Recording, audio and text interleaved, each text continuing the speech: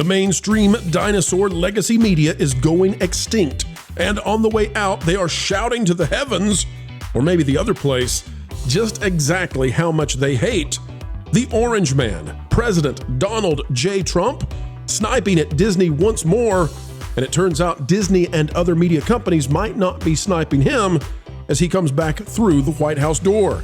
We'll explain why, and as well, what's going on with companies suddenly hating Disney.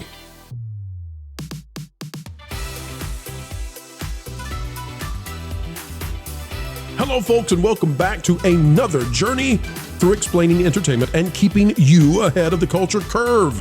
It's a brand new year and brand new fun is here, and we're bringing you videos 4 times a day. If this is your first time listening in, welcome aboard. And if you're returning, well, you know you're always welcome here. Folks, click the like button and let's get started. It is from Valiant Renegade, and he's sharing out this clip that has been making its way around the internet.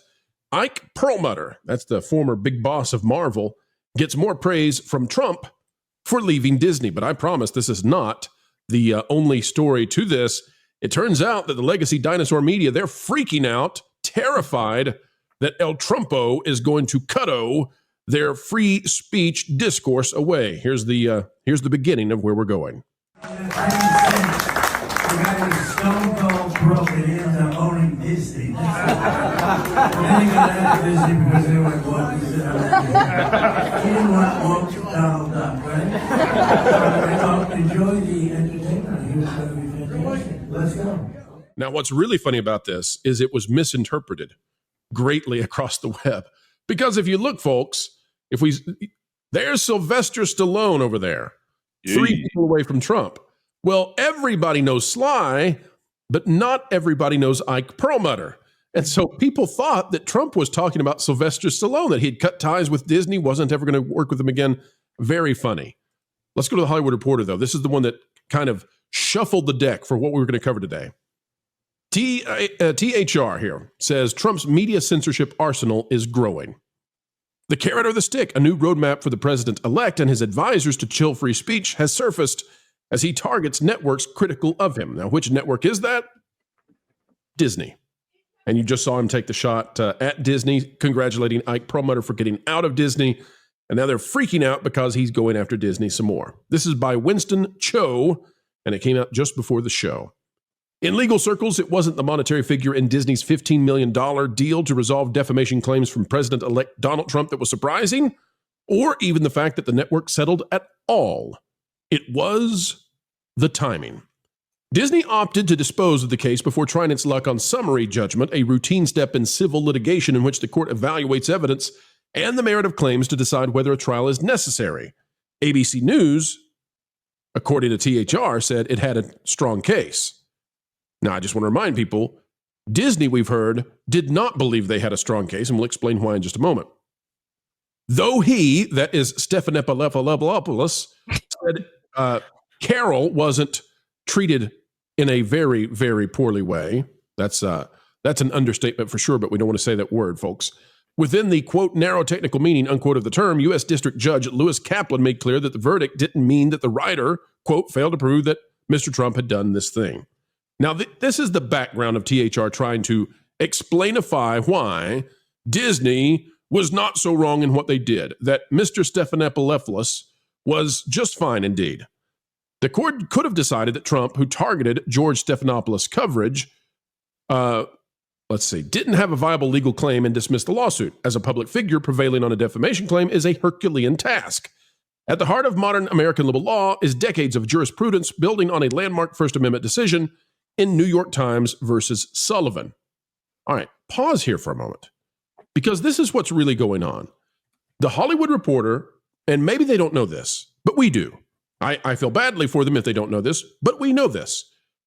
Disney had already, according to the leaks that have been out there to the various news organizations, Disney had a fear. Bob Iger even, we know, like this goes up, this was in the Wall Street Journal, we've seen it in the New York Times. Bob Iger apparently was very worried that if they fought Trump on this lawsuit, which it's a clear case of libel, the only thing that would get you out of it is he's a public figure. So that gets you out of it, maybe. But Bob Iger, CEO of Disney, was terrified that if they fought this and Trump took it to the Supreme Court, that not only would they lose there, but also the New York Times versus Sullivan case might be thrown out, that the Supreme Court might go back and rewrite the precedent here and say, no, we no longer agree with the prior Supreme Court from the 60s and the New York Times versus Sullivan case. You cannot ravenously libel public figures. Like you have to maintain the truth. And so Iger was terrified that not only would they lose, but then Disney would also be nailed with having been the company that cost all of the news organizations the ability to lie about public figures via the loss of New York Times versus Sullivan. Let me pause there and give the panel a chance to weigh in on thoughts on this so far, and then we'll keep reading the article. But I guess I would start off this way. Do you find it at all discouraging that inside the legacy media, inside the trades, they're trying to spin this way, where Disney really didn't do anything wrong? They actually had a really strong case.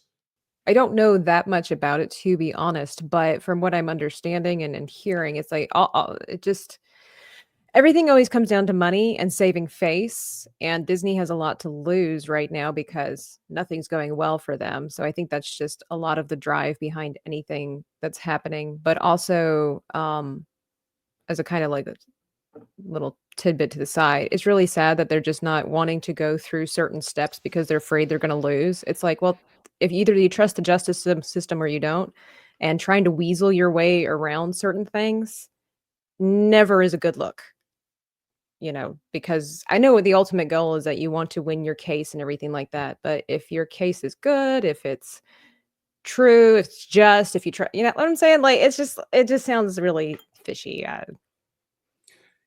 It's a fascinating thing, and I think you make a really good point, Tabitha.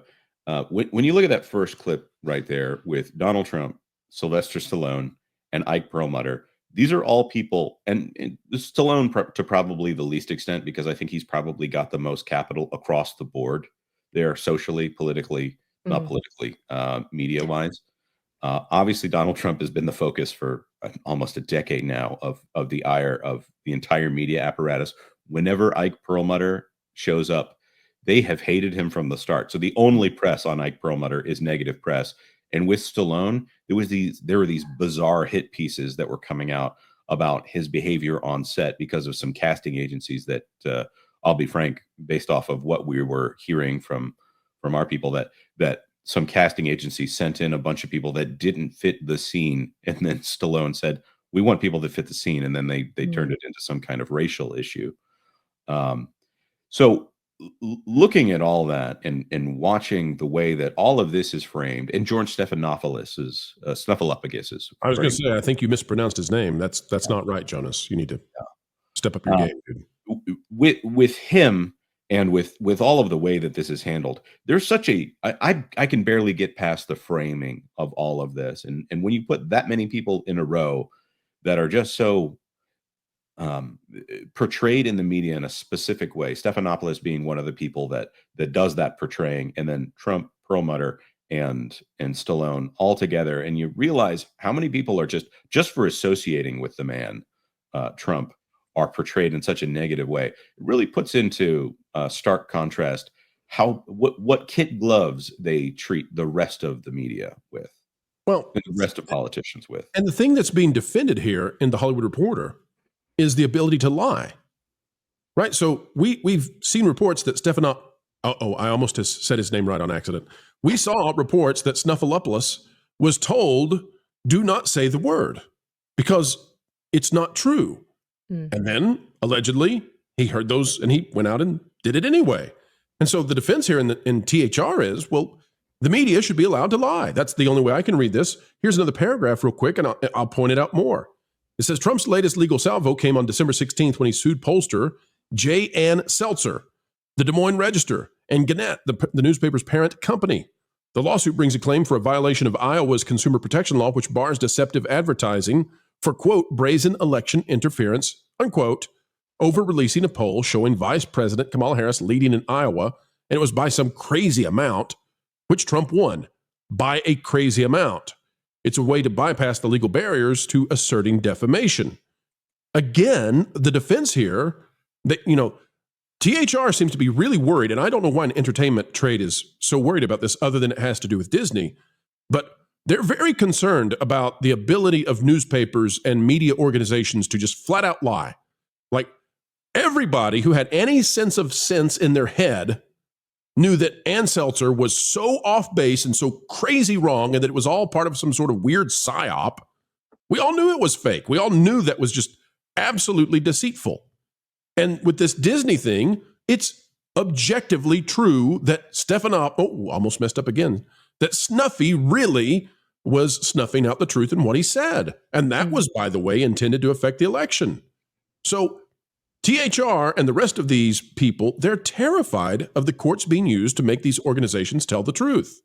They hate it. That's the biggest problem in this entire thing. It doesn't matter which side you're rooting for. That is the biggest problem right there is integrity in the justice system. It all comes down to that, because if we can't trust the justice system to do the right thing, then none of this matters. None of this makes any sense because we can't trust it. Doesn't matter who you like or who you don't like. And so they're attempting, I think, to put up this defense that in free speech, news organizations need the ability to lie about Orange Man bad. This is the craziest thing you've ever seen. And the fact that Disney knew that they were going to lose at the Supreme Court, like they might not have even made it to the Supreme Court, but if it did, this was so egregious that it was going to reset the precedent, legal precedent. Like the Supreme Court was going to say, after the last 60 years of this is now being abused to the point that we didn't even consider it could do. Like, that's why Disney had to cancel and say, wave the white flag and plop down Trump's museum near the Magic Kingdom. We'll pay for it. That's a little bit extra, folks. Not really true. Lorena, take a look at this. It says, and they're using this as evidence that Trump is scaring everyone in Hollywood and entertainment, and he's a real threat. Quote, this is from Trump, "We have to straighten out the press," unquote. That's the whole thing. Goes on to talk about him suing Bob Woodward over his book. Goes on to talk about loyalists from Trump coming in to take over the FCC. I don't understand here. Who did they think was going to come in to run the FCC and the FTC this time? Like, did they think it was going to be people who hate Trump? Of course, the incoming president, who now understands Washington, is bringing in people who agree with him. Has that ever not been the case? Except Trump's first time around, when he didn't know enough people, and so there were disloyal individuals brought into the administration. Lorena, what do you make of it? What I would say is this is not Hollywood's first rodeo. So let's also remember that the likes of the Hollywood Reporter, Deadline, Variety, they have a certain agenda. When people who are friendly to them are in office, it's great. It's wonderful.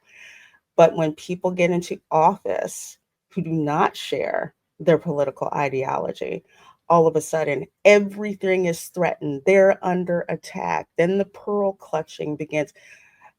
No, the reality is you have got people in Hollywood who know, look, we've been through this before. We're going to have to pull out the same playbook and do it again. They are, how would I say? They are betting on Americans having the attention span of a guppy for the most part. Because if you've lived in Hollywood like I have, no one's opinion, anyone who lives outside of the I-10 and the 405 going, east, they do not care about you guys at all. So again, it's the faux pearl clutching, oh, you hit me. And it's like, I didn't hit you. Yeah, you hit me. Yeah. Can I give you a theory? Don't fall for the okie doke, okay? Let me give you a theory, because later in the article, it talks about how entertainment CEOs are now trying to cozy up with Trump and how that's scary too. And they talk about how David Zaslav at Warner Brothers, that he's cozying up with Elon Musk and all that. My theory on this, and anybody on the panel, we don't have to go in any particular order, just take it if you want. My theory on this is that THR, and by the way, I think you'll see more of this in the trades, because the trades typically speak in sort of a monolithic voice. It seems to me they're trying to get ahead of the death of the legacy media. We have watched as the new media has taken over. We've done this before. We've shown you the total viewership of like Megyn Kelly versus ABC News. We've said ABC News has 1,000 people, operating it, probably more. Megyn Kelly has 7, and Megyn Kelly is at least competitive with ABC News, maybe winning. We've shown, example after example of those kinds of things. That's not sustainable. And so the new media really is beating the old media now in ratings, and it's going to get worse. And I think the trades are trying to get ahead of that, and they're trying to find somebody to blame for it, because if they don't blame Trump, if they don't get out ahead of this and say, well, the fault of all of this was Bob Iger for caving in, they should have went to the Supreme Court, all of that. Like, I think they're trying to set up a narrative where Trump is the one who wrecked them, but it was because he hijacked America. Because that is a much better narrative for them than to say, we wanted to lie, we got caught lying, the American people turned against us for our lies, and now they're watching other people. And I'll give you one more point before I hand it over. Don't mean to be long-winded, but just this thought too. We were watching a lady talk about the bird flu, and she was on CNN or MSN. No, she was on Meet the Press. Speaking of Snuffleupagus. Yes. And that's Dr. Wynn, who I don't think should have the title doctor in front of her name, but that's my opinion. She was on there talking about the bird flu and vaccines and all this sort of thing. And my thought on it was, I don't really care until she's on with Joe Rogan. Right? I no longer, and I think that's how Americans feel. If you've got these people making these kinds of old guard kind of arguments for how the country should be run, if they're not willing to go on the new media where they'll actually be asked real questions, I don't care anymore. I'm not listening anymore. Yeah. Panel? I agree. I agree. Like we were talking about, like, with the justice system can't be trusted. We can't trust the news reports because pretty much they're just gossip columns. I hate when I read a story and it says allegedly. Okay. That's not a fact. That is a possibility. Basically, the story is telling us we don't have all the facts yet, but here's the likelihood of what may or may not have happened. You can ruin an entire person's career, allegedly. But just as long as they throw that word allegedly in there, they cover their butts legally. So that's already bad enough. So that's the thing where it's like I turn off immediately because, again, allegedly this could or could not be true. And so there's no way to really trust that. I mean, obviously, there are some things where it's like you kind of have to take a little information of what you've got to try to put a story together. I do understand that. But at the end of the day, either or you don't. Stop with this farce. And I'll so push back then a little bit as a person who's involved in running a website, that word allegedly can do a lot of work in getting information out there. But I agree with what you're saying here. There's lean on it a little too much. I think people lean on it so much that that's their cop out. That's their scapegoat. It's like, I can get away with this as long as I put allegedly. It's kind of like when you're having a conversation, you're like, hypothetically. You're going to say the true story, but you just put hypothetically in there so that you're technically not responsible. And so, yeah, if people are not willing to go on podcasts where it's, regular people and be asked the hard questions, then it's like, so you automatically think you've got something to hide. You don't have the guts to talk to the people. And, like and when that alleged term is used, or when it's abused, part of what can pull the truth out of it is if you go onto a place that has some degree of skepticism. But as long as you hide inside the corporate narrative, inside the propagandist bubble, which is what the old dinosaur legacy media is, you never have to answer the hard questions unless you're on the opposing side of them, in which case you will be absolutely treated as a political pinata the moment you come on. And, that has created some entertainment at times, right? Because when you have J.D. Vance go on and outsmart the people with the wiffle bats, well, that's fun to watch. But at the same time, it's not healthy for society.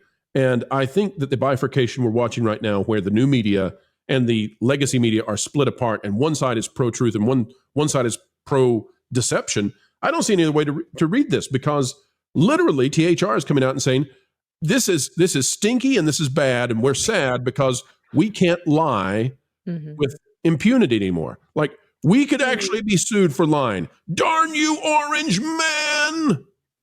It's a horrible thing. Self-accountability. Yeah. No Another thing to add to this is, again, the barrier to entry to reach the masses has gone down significantly. You've got the legacy media with their studios and with their PR people about what you can ask and what you can't ask. And then you have Meemaw down the street with the new iPhone that she just got and her grandson telling her how to use it. And she has a YouTube channel and she's telling you what she thinks about what's going on out there. So it's like, who are you more likely to trust? The media, who tries to, obfuscate everything, and to use the words of Judge Judy, don't, urinate on my leg and tell me it's raining, or, the old lady who just wants to get the information out to you and she has skin in the game. I mean, the barrier has totally changed. So I agree with you.